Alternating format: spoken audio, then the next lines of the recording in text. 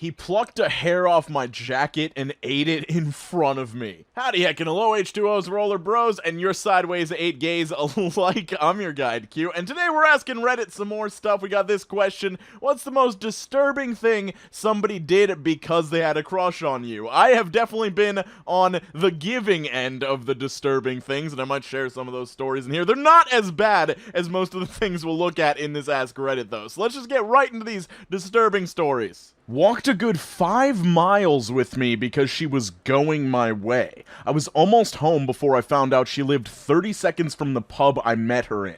She said she'd have to stay at mine as it wasn't safe for her to walk home alone. I ended up having to explain that I wasn't attracted to her and had to call her a taxi home and pay for it. Dude, talk about shooting your shot. Holy heck, I can't imagine having this happen. If you walk 5 miles at a standard walking pace, it's like an hour and 40 minutes. Even if he was attracted to her, to find out that she just walked 5 miles with him because she wanted to go home with him, that's still pretty creepy. He wrote erotica about me in which I said, "Stop, I'm only 16. He was in his mid-20s at the time. Excuse me, I need to make a phone call real quick. Ladies and gentlemen, we got him.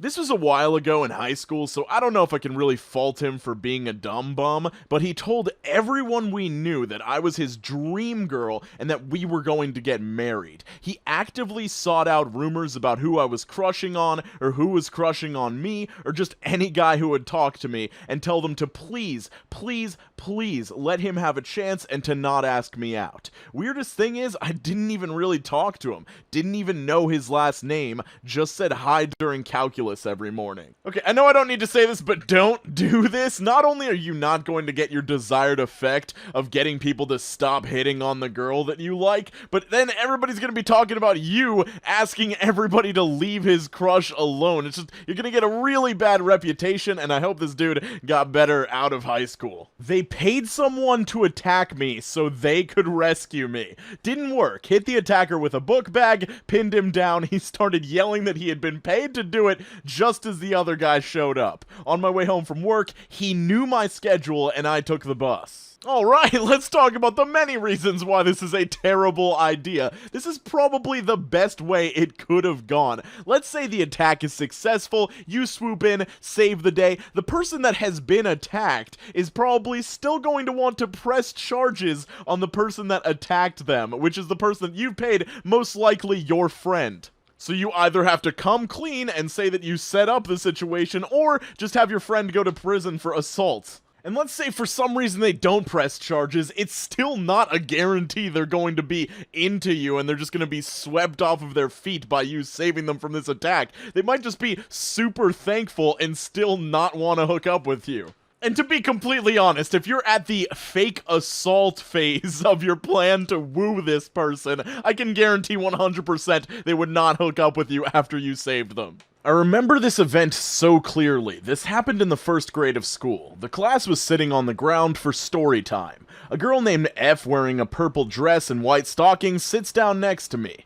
Then, as the teacher begins reading, I feel her bite me hard on my shoulder. I scream out in pain and begin to cry. Teacher looks up confused. I say that F bit me. Girl looks confused and says, "But I like you, that's why I bit you." Needless to say, I didn't like her after that. Funny thing was, I did think she looked cute that day. After the bite though, I made sure to keep my distance from her. Edit. I just remembered something else she did before the bite. She once walked up to me and randomly started scratching my back. Like just wildly down my back like a raptor trying to claw something. That's when I began to think she was weird. I know the kids are dumb and do stupid stuff all the time, but I really hope this girl was sent to the guidance counselor and then actual counseling by her parents, because if you think that this is how you're supposed to treat somebody that you have a crush on, you need to unlearn that and know that that's not a good idea. Found out that he had been telling my coworkers that we had been dating for weeks, when in reality I had never spoken to the dude in my life.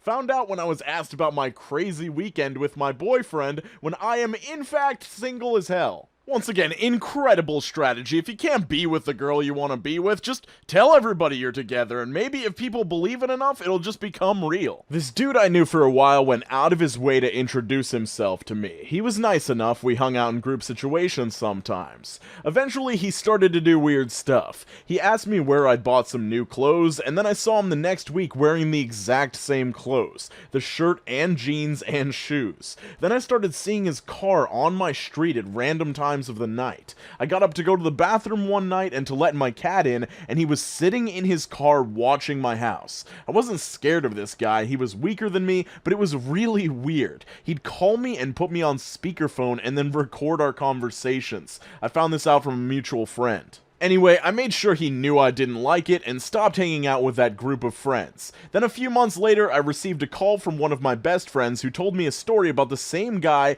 who'd copied his exact hair color, which was red, black, and blonde at the time. Since then, we always think back to this guy and laugh. We called him Stalker Adam. To be fair, he wasn't dangerous. I think he was just awkward and lonely and didn't know how to cope with his feelings.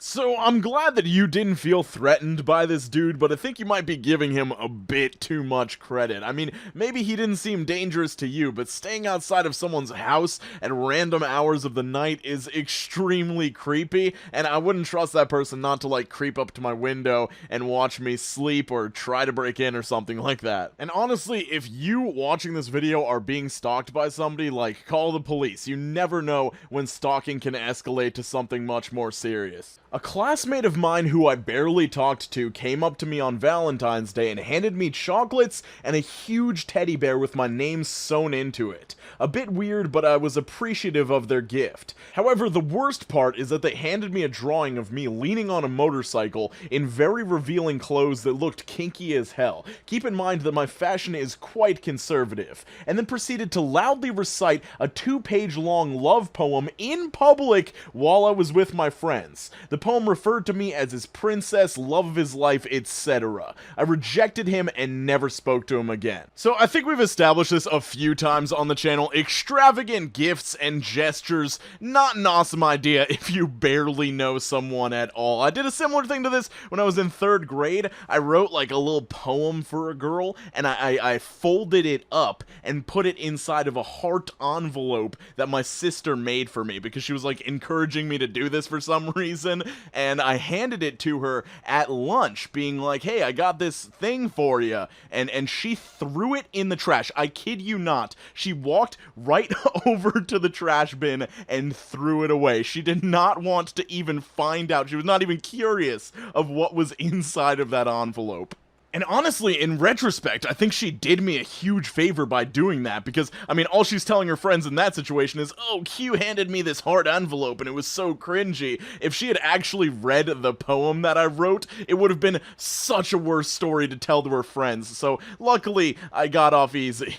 I mockingly called her my special little snowflake while flirting. She had never heard of the label snowflake before. The next day, she shows me her new tattoo of a snowflake. Dude, I don't support getting a tattoo for somebody you're in a relationship with, even like if you're married to that person. You're just asking for that relationship or marriage to go sour, and then for you to have a permanent thing that's dedicated to somebody you've dated. But to do this for somebody that you just have a crush on, it's just next level.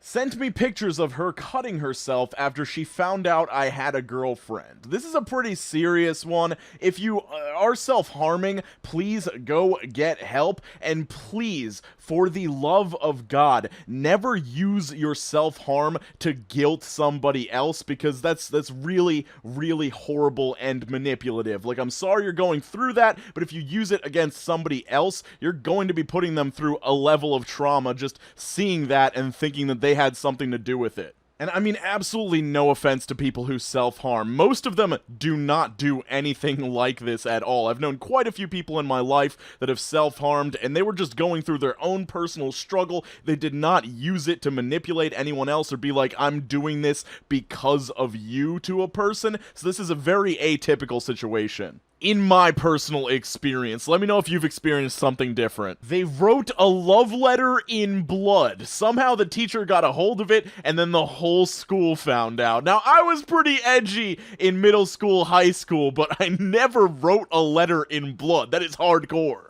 And not in a good way. The worst that I did was ask a girl out by writing a song, which I actually have a video about. I'll link that in a card up above and in the description down below. But after she said no, I printed out all of our AIM chat logs and then went out to this abandoned area behind my house and burned them. So that's pretty edgy, but not quite this bad. So let me know if you've done anything cringy for a crush. It doesn't have to be something as extreme as anything in these stories, or if you've had something cringy done to you or disturbing done to you by somebody who is crushing on you. I hope you guys have an absolutely wonderful day. Skate on to the best of your abilities. Make sure you're drinking more water, and I'll see you very soon.